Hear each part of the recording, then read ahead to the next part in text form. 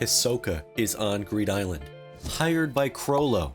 We know what Hisoka and the spiders are after, but better yet, who Hisoka and the spiders are there for. Abengane, the Nen exorcist, who can help cleanse Crollo of the chain around his heart. I want Hisoka so bad to reunite with Gon and Killua. I want him to witness their progress, their evolution. Though I assume he already has, since he appears on their contact list already, in the shadows, out in the distance, lurking. I want more confrontations too. Genthru and the Bombers, the Phantom Troop, Razor, Hisoka, Gon and Killua and Bisky. Come on, goddammit. What's up guys, it's Jughead here. Welcome back to our Let's Watch Hunter x Hunter series. Today, we are watching episode 67, 15, 15. I don't know what the hell that's supposed to mean, but without any further ado, tune in to my full uncut reaction and stay for my in-depth analysis afterwards. So, Hunter x Hunter, episode 15 in 3, 2, 1. Let's watch, shall we? Oh, I already need the pause. Let me pause. Oh my god, I forgot I downloaded the episode, so I can't just press pause. If the player names a target while raising staff towards the sky, staff of judgment, disaster will befall either player or target, depending on which has done more evil. Whoa. So if you know you're righteous, then you should be okay. But even just using the staff alone, would that make you more evil? Another one. Elder's growth pills. Each pill taken helps player grow 1 centimeter. Good for our short kings out there. Each bottle contains 100 pills, not recommended for those under 20. I would say so. Fledgling CEO. Huh? If you warm this fledgling egg in your hands 3 hours a day, it will hatch in 1 to 10 years. What a gamble that is. The feelings you put into warming it will speed the process. Okay. Why is it called fledgling CEO? Look at the activities they're having to do. They're halfway there. 1515. I'm very curious as to what that possibly means. Genthru and his men have... So they're face to face, about to trade. If it's going to be as straightforward as that, I don't trust Genthru at all.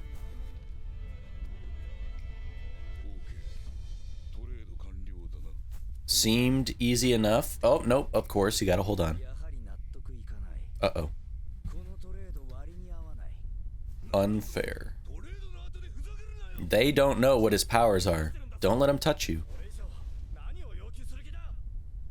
That's sneaky as hell.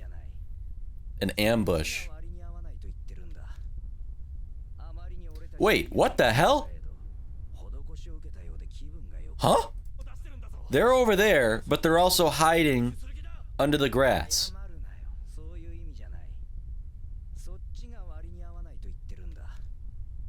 Weird.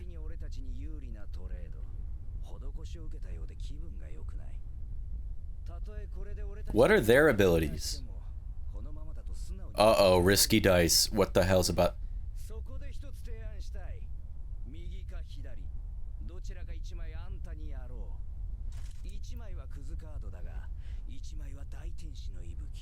And they rolled, ooh, and they both rolled in their favor. So they're about to benefit.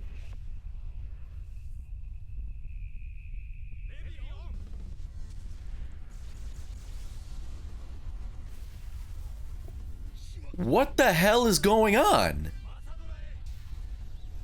What was that? What strategy was that?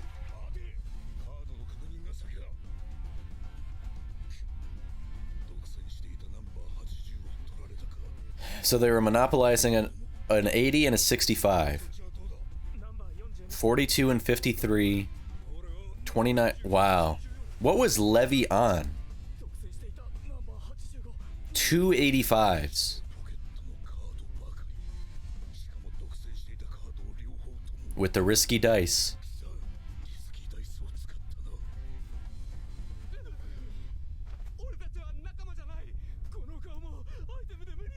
Oh.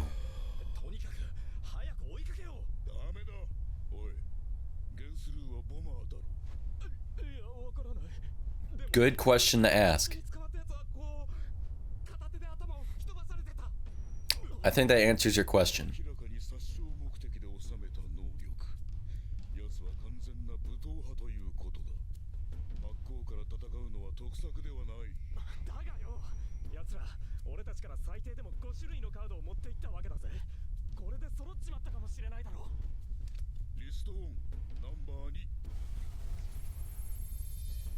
Zero.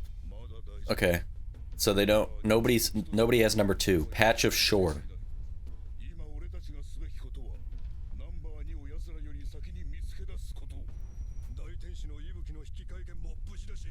Our voucher.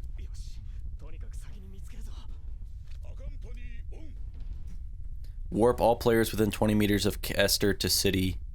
Blah, blah, blah. Having to keep track of these card mechanics now, this is ironically the most complicated part for me. Understanding the strategies and the mechanics. The whole point of the game ends up being the part you see so little of, so then it feels more complicated.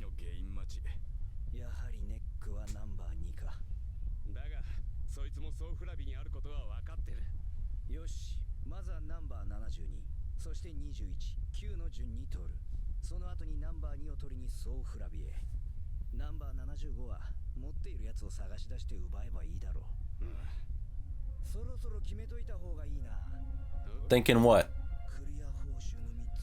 About the 3 restricted cards. Hey, you're getting a little ahead of yourself. You're getting a little ahead of yourself. Now let's follow the good guys.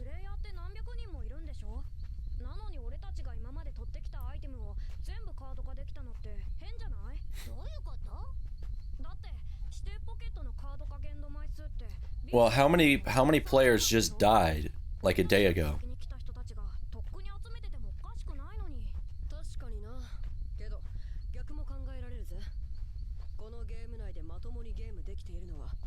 Fewer than 30, yeah. To make any real progress.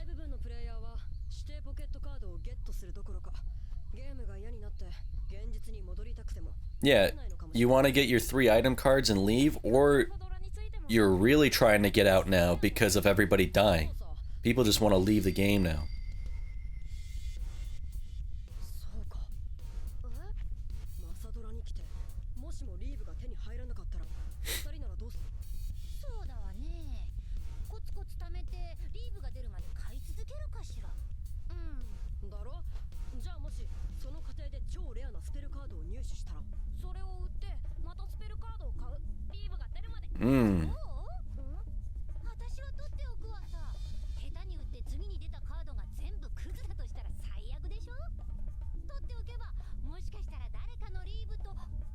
Trade for a leave card.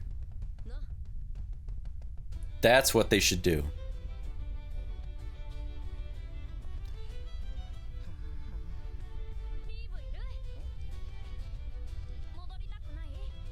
Taking advantage of the market.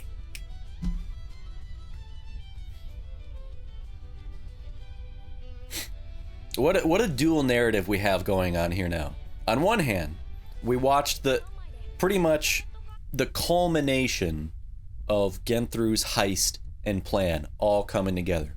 On the other hand, here, Gon and Killua and Bisky have their own collection efforts. Simple trading.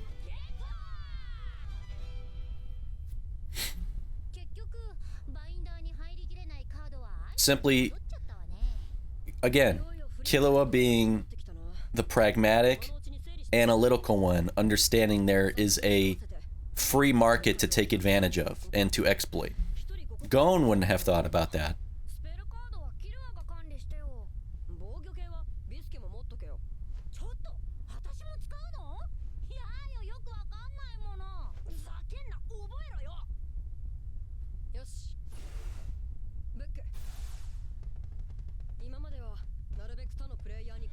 Now's the time to find other players.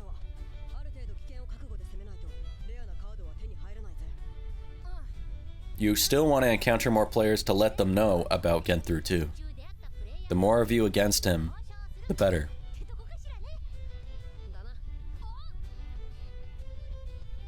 It's just knowing Hisoka's around here somewhere. Ooh, using Paladin's necklace.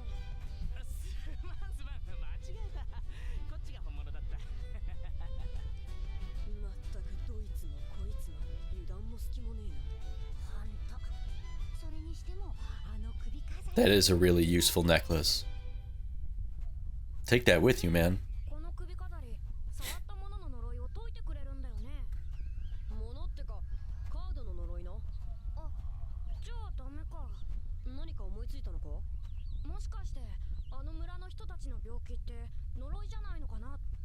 See, again, this is the difference between Gon and Killua.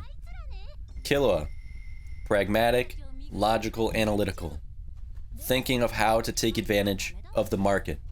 Gon, he's thinking about how to help others.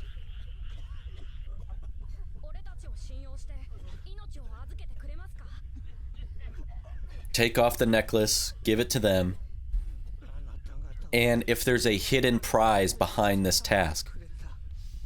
Because you would have had to obtain Paladin's necklace, and then remember these people, and to care enough to go back after them. Now go. There is a prize. Is this a rare card? What is this? Whoa. Bisky would love that. Lucky Alexandrite. Owner will enjoy once-in-a-lifetime experiences for better or for worse. Ooh, that's risky. I was about to say, before the comma, owner will enjoy once-in-a-lifetime. Wow, traveling the world, hedonistic lifestyle, just pleasure for days, and then for better or worse, oh, you could experience what torture is like.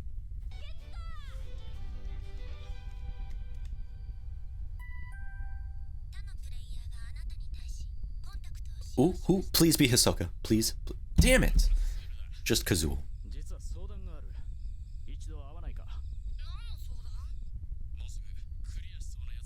Yeah, Genthru's team, the Bombers.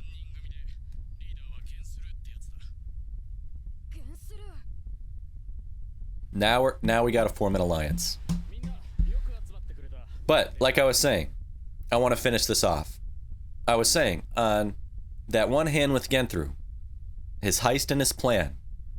On the other hand, Gon and Killua and Bisky, their own methods and efforts of collecting the cards. Simple trading, and also healing sick villagers with the Paladin's necklace. You have aggressive theft and elaborate ploys, contrasting with resourceful, ethical choices.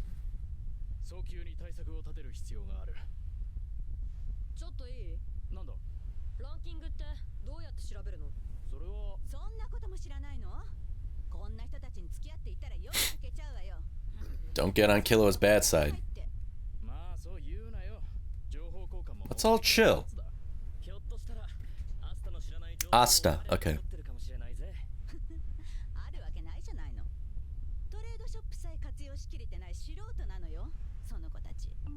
Damn, she's full of herself.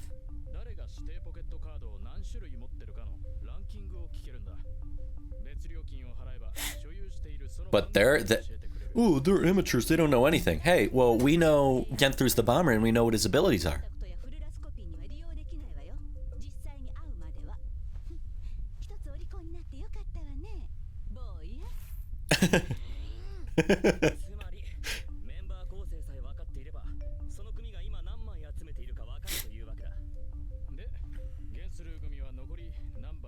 Number 0, 2, 9, and 7. They have 75. Don't let that be known. So 0 would only appear after you have the other 99. So secretly, they already have one of them. 75. Monopolize it. I wasn't paying attention to how many times the 75 can turn into a 70. Take one card at random from every player. Damn! Oh, that's what Levy was. Take one card at... That's only a B rank card.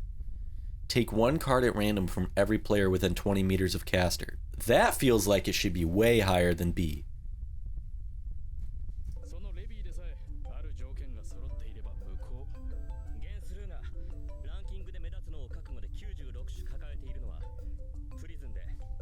Prison.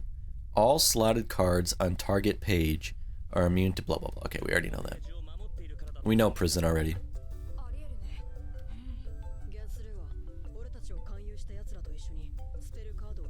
And then killed them all. Now let them know what you know.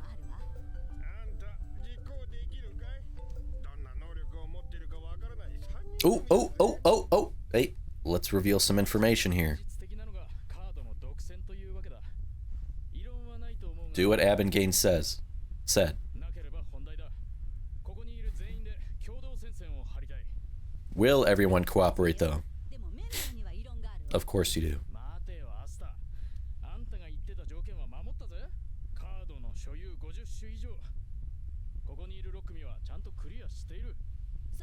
Yeah, they can't be 50 cards, not easy to get. Even, especially if you knew what kind of cards they have.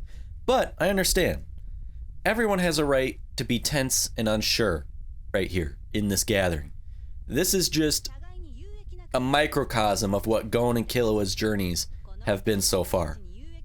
Trust versus treachery, individual excellence and survival versus collective strategy and survival.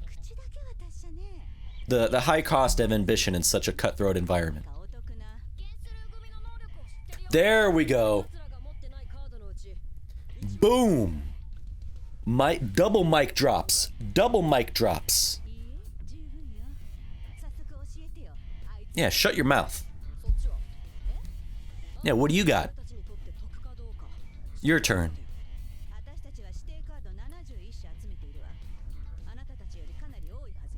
I like Killua's attitude.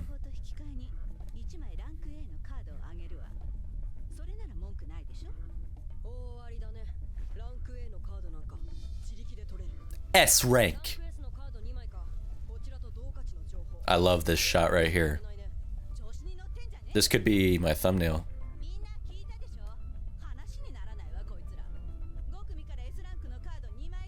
Two from each team?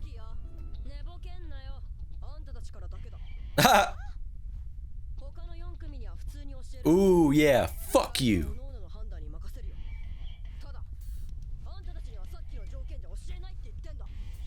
That's what happens when you got a bad attitude from the get-go.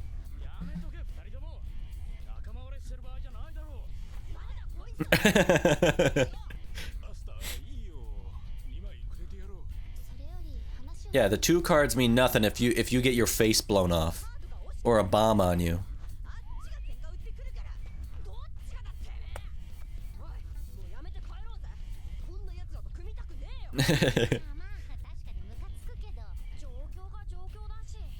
I love their phases. I'm really loving the facial animations in Greed Island so far. You didn't see that in previous arcs. I really love the fun they're having with the animation in that regard.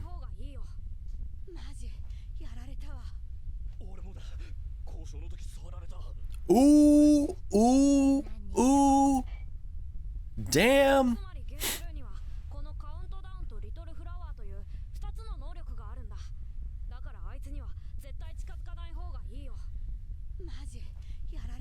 Y'all are fucked. So would he would have had to touch them after the other explosion, right? So they wouldn't have been included in that.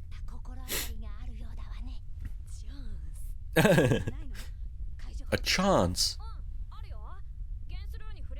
Oh yeah.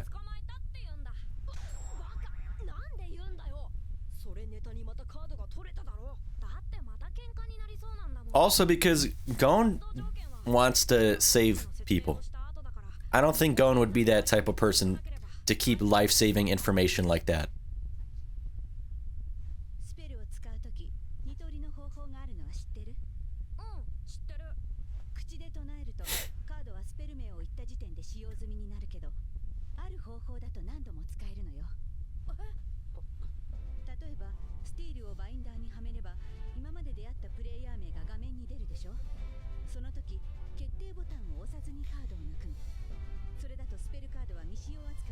Hmm.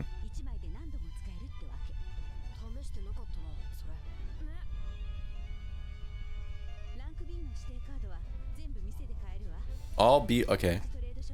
All being right at stores over 50 times. If you become a frequent customer, they'll start making you offers. Okay.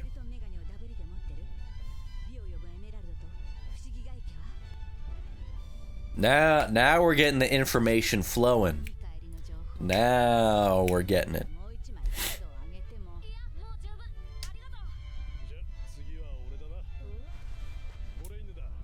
Gorenu. I like him. He looks nice. I hope he doesn't die.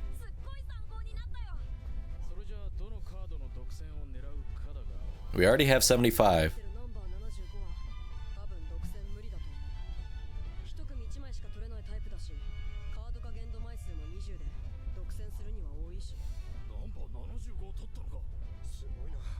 Yeah. 6 players have 75. 6 cards are in play. Yeah, you can't monopolize that.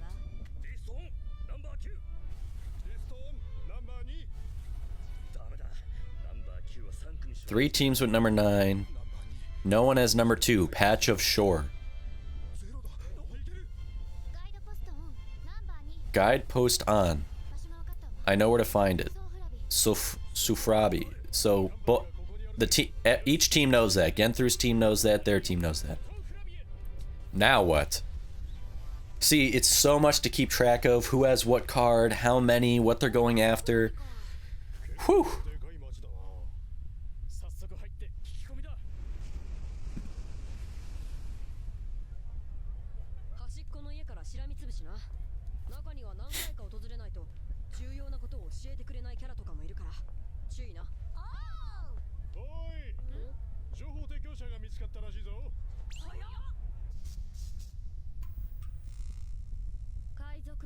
Who is this?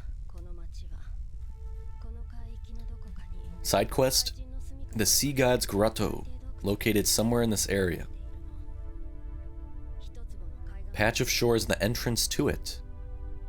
A few years ago, having heard of the legendary cavern and its treasure, 15 pirates arrived in this city. Whoa. Razor and the 14 devils. The city fishermen were all tortured and...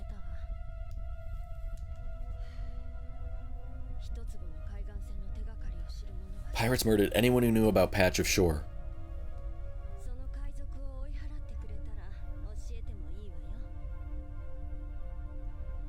How many devils was it? The 14 devils? How many was it? And that was Razor's 14 devils. So do you have to fight Razor to obtain the card? Yeah, Razor and the 14 devils.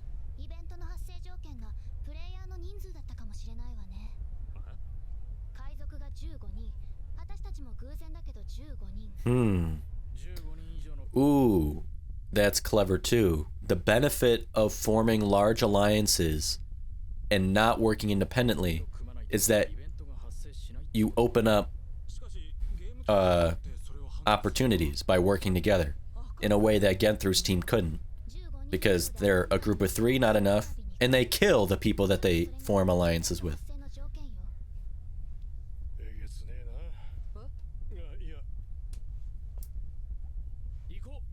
What was that?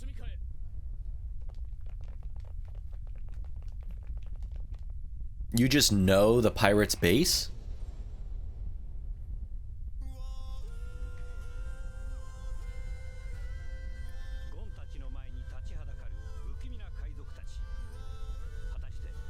Okay, we didn't get to see confrontations today, but I'm looking forward to this. Before we get started with the discussion, I want to just put the disclaimer out there that I'm pretty damn sick right now. Feel a little crappy, my throat hurts, and I would love it if my nose would stop running. But while I'm sick, and that won't stop me, it will make me want to just ask to understand if today's discussion maybe runs a little bit shorter. Kind of hurts to talk. I think today's discussion might just be naturally shorter as well. Who knows? It could go long, because what we had here was really just a rather heavy exposition of the game and card mechanics episode. Not a whole lot of different things going on to wrap my head around, but it was still fun because this episode, what it really did was show off the scope of the thoughtfulness and complexity on Togashi's part in the writing. This is really the most in-depth the Greed Island arc has gone so far, in my opinion, when it comes to the card trading, card dealing, the monopolization and market manipulation of cards, the economy, thinking of which cards you want to take with you out of the game to keep. Now that we're pretty close to the end game, the mechanics and the strategies and the thought processes change, just like in any video game when you enter the end game. That's even what I was starting to think about and do in the back of my mind, thinking which 3 cards I would want to take with me outside the game to use to my benefit, or my protection, or for my profit, or for my fame, or anything. Like Staff of Judgment. We saw this episode in the beginning. The power to punish anyone you wish, as long as you know that person has committed the most evil or has the worst karma between the two of you. A weapon like that essentially makes you judge, jury, and executioner, imposing a godlike supernatural justice upon those you want to punish. If you were only to use it to correct wrongs and maintain balance, I guess. But I could see the wielder of this eventually and ironically becoming the more evil of the two just from using it. This is kind of similar to the Sword of Truth, though instead of supernatural justice befalling on the person of your choice, therefore sort of an indirect effect, you're kind of separated from it. There's like a degree of separation. The Sword of Truth requires you yourself to directly use it on the person right in front of you. You must cut them yourself. Now, what is considered deceitful? Like if you had a murderer right in front of you, but they weren't trying to lie or hide the fact they're a criminal and a murderer, would it still cut them in half? Or would the sword shatter because they weren't being deceitful? You could still be evil, but not deceitful. So if you took both of these items with you out of the game, you would have to choose which one you want to or should use depending on the person, depending on the defendant. Because the Staff of Judgment would work on the truth-telling murderer. The Staff of Judgment would work on the truth-telling murderer, but I'm unsure if the sword would. While the guy, on the flip side, lying about, say, like stealing candy from the grocery store is deceitful. He's lying. But you just killed someone for merely stealing some Skittles. And if that's the only bad deed he's ever done to compare to you, you might be more evil than he is. And you especially might be evil if you kill that guy. So, the guy, it's just it's interesting, complex analogies and comparisons like that. Then you got like fledgling CEO makes no sense to me. It made no sense to me while watching. And then I found a different version of the episode with different subtitles, which did a much better job of explaining what the point of the card even was. During the reaction, I was like, wait, what the hell does the egg even do or hatch into? It doesn't even say on the card. Now I know it was supposed to say that you will become a highly successful top-rated CEO. If you hold the egg in your hand for 3 hours a day, between 1 and 10 years, it will happen for you. The more you desire this dream, the quicker the egg will hatch, at least in a year. And honestly, I judge anyone who would take this card. If you want to be a CEO of a corporation that badly, instead of taking something that could be used to create things, to help people, or change the world or people's lives as you know it, not just your own life, you take the capitalism CEO card, fucking loser. And you're also still working. You got yourself a card that gives you a job. You didn't even take the gold dust bathtub girl that would just make you rich as hell for doing nothing. You take the card that still requires you to work after X amount of years holding an egg. That's stupid. Now, if it was like fledgling artist, fledgling writer, fledgling musician, fledgling athlete, fledgling leader, fledgling student, fledgling translator, I could go on and on and on. Literally like anything else other than loser capitalist corporate entrepreneur, fledgling CEO, fledgling landlord bullcrap. Then it's a very different story. I think I would jump on one of those immediately. Everyone's been asked that, like, would you rather question of like, would you rather be able to play every instrument or speak every language? Things like that. I always think about how amazing it would be to be able to fluently speak, read, and write like a dozen languages, to be able to travel anywhere in the world really and speak the language and understand, or to be able to play guitar and piano and drums and saxophone or something, like in like a master, or be the fastest runner in the world, or be the best basketball player, or to be able to paint and sketch and sculpt exactly what's in your imagination, beautifully so, or master a specific subject, whether it's like physics or chemistry or astronomy or mathematics. I have a degree in economics, so I would probably choose something math and science related, or become the best leader, like the best mayor or governor, politician, the best president. I would shape so much progressive economic and social reform, it'd be crazy. These powers sound so much more worthwhile and valuable and creative and just straight up cool. I would even rather see someone choose like miniature dragon over fledgling CEO. Having a talking dragon that fits in the palm of your hand is so much cooler. I would at least judge you positively. And then also, conversation starter forever, icebreaker, easy. Just have a little dragon on your shoulder in your pocket, just talking. Angel's Breath is one of those life-saving cards I could see being incredibly valuable for very specific individuals. If they have a sick child, a sick spouse, loved one that they wished to save, or they want to keep it for themselves,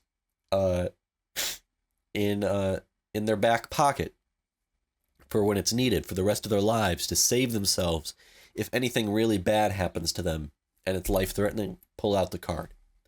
But I don't know how many uses you get out of that card. I don't know or remember if it was stated if it's a one-use done deal or if it's multiple.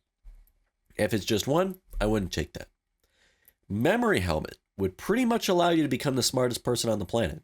It's very heavy and burdensome, but essentially as long as that helmet is on you, you remember everything that enters your senses and registers in your brain. Even if you take it off, those memories remain, just not the ability to perfectly remember everything itself. So you could still take it off and put it on as you wish, like if you're studying, working, learning, reading, whatever, and then take it off when you don't care about, absolutely maintaining those memories.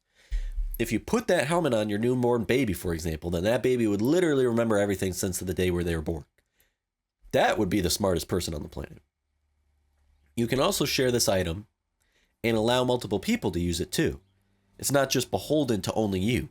However, this would make it an item ripe for friends or family or customers to not want to give that back. So I'd almost not want anyone to know I have it. And that would just become a burden. Probably not worth taking out of the game. A lot of people would probably take risky dice with them. There are a lot of degenerates and a lot of degenerate gamblers out there. If you're willing to risk your life to even play Greed Island, if you would make it to the end and win, a lot of people are making sure they're walking away with something that could give them everything they want and take a gamble on it. A lot of people would count on them. Yeah, I'm never going to roll a 1 in 20. I got 19 sides in my favor and 1 against me. I'll take those odds. But could you also just couple that with like Nightjade to protect yourself if you rolled badly? And, instead of trying to gamble for good things to happen to me, I'd almost rather just have Nightjade to instead just simply protect me from any bad things happening to me. I don't need the best things maybe happening to me, but I would love to never have bad things for sure never happen to me. Same thing with Wild Luck Alexandrite. That is way too much of a gamble.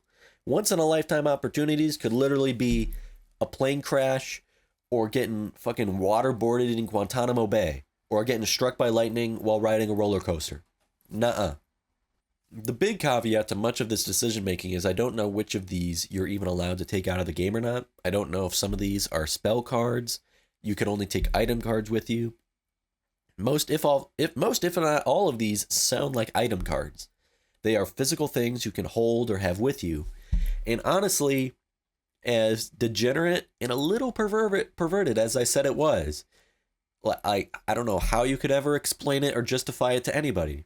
Gold Dust Girl is objectively like a top 3 card in the game. It's almost busted. There's a shy girl in a bathtub. Okay. Weird. Don't be a creeper or predator. Don't be hard. Don't Harvey Weinstein or R. Kelly or something. You literally guarantee yourself a steady daily income for the rest of your life by allowing yourself to harvest 500 grams of gold. That's like 17 and a half ounces. That's more than a pound of gold from her bath every day. In almost every real world scenario imaginable, wealth is the cornerstone of power and opportunity and influence. Regardless of what you do with the rest of your life, whether it be the president, be an artist, be an inventor, be whatever, you have an infinitely renewable resource of riches that can fund any venture or idea or project you have, secure your position, and give you the financial freedom to pursue even the most ambitious projects. And that could still be changing the world for the better. If it exists, you could tie it with fledgling artist or fledgling translator or fledgling leader. And then that third one would be any card that gives you like knowledge or protects you just for the safety. Greed Island is still going on. There are probably still a bunch of cards I've yet to see or know about. So my list could change, but right now I honestly think top 2 has to be one of the fledgling cards if there's multiple versions, because CEO is so oddly specific, and then like a wealth building infinite resource card like Gold Dust Girl just for the money making opportunities, and then something to protect yourself or help you through life. Let's actually discuss the story though now. Genthru's group employs risky dice, the levy spell, and whatever gauntlets they were wearing that activated when they cast levy to ambush, deceive, and steal some of the most critical cards from Tsezguerra's team. Outright betrayal and cunning strategy are one and the same, going hand in hand for Genthru and his team. 5 critical cards, I believe, are now theirs, propelling them even closer to completing the game. Not good. The only thing left to do to stop Genthru is to monopolize one specific card to thwart the Bombers' progress. Monopolize the elusive Patch of Shore card. Gon, Killua, and Bisky, they're a little more collaborative in their approach this episode, recognizing the abundance of many players desperate in wishing to exit Greed Island. They capitalize on this by trading leave cards for restricted cards, capitalizing on the in-game economy. I love games with in-game economies.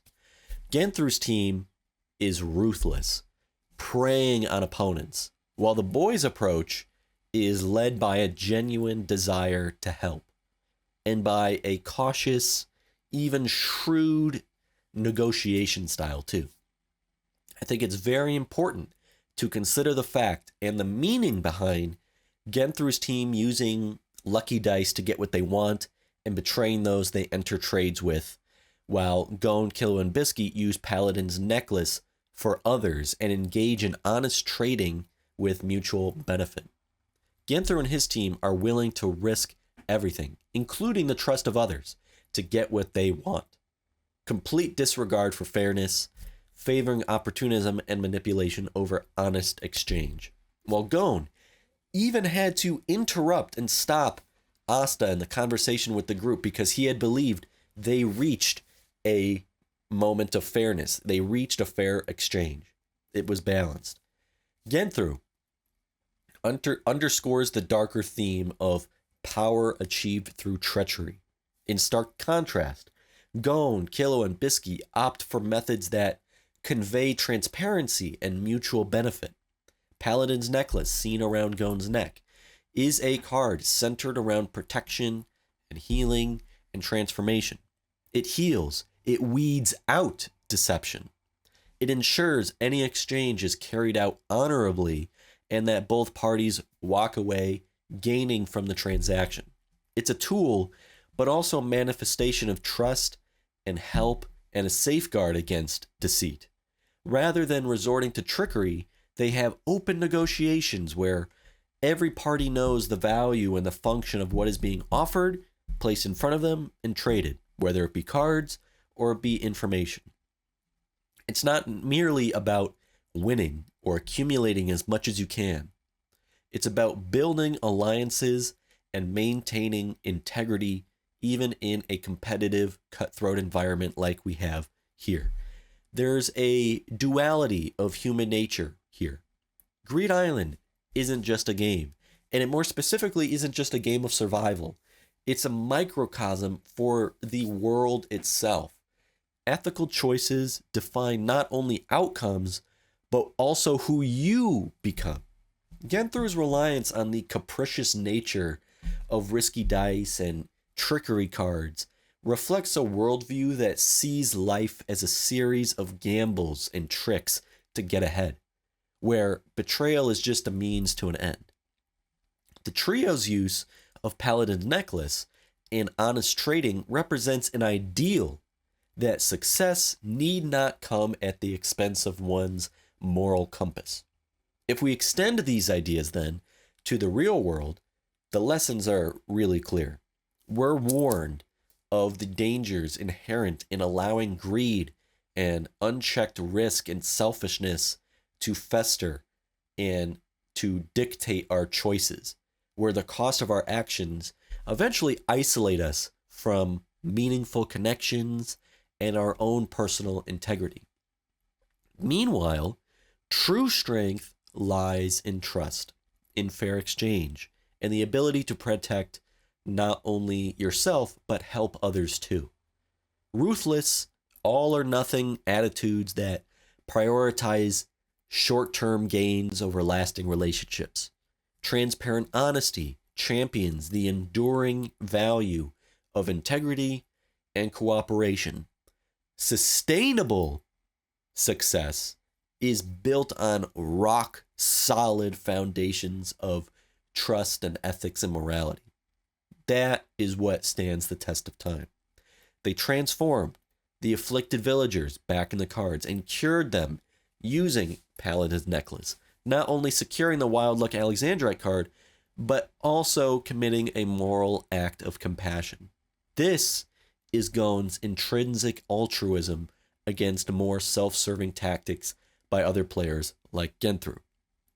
These may be in-game interactions, but it means a lot to still have real-world ethics within the game. What does it mean to win?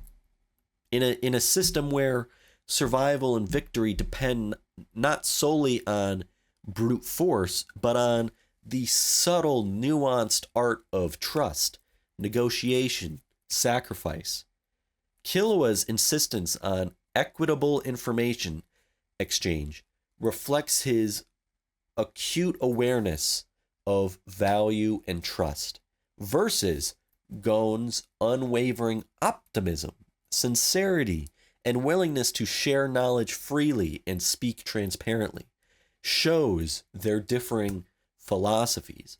Killua's calculated pragmatism and Gon's idealism counterbalance each other.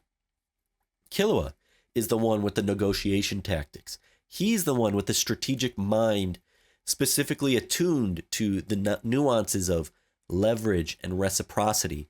He's the one who discerns the utility of trading leave cards. He's the one who bargains the information for the cards. He knows how to exploit market inefficiencies. He's always ready to call out condescension, like with Asta. But Gon's the one who ultimately wins over the group.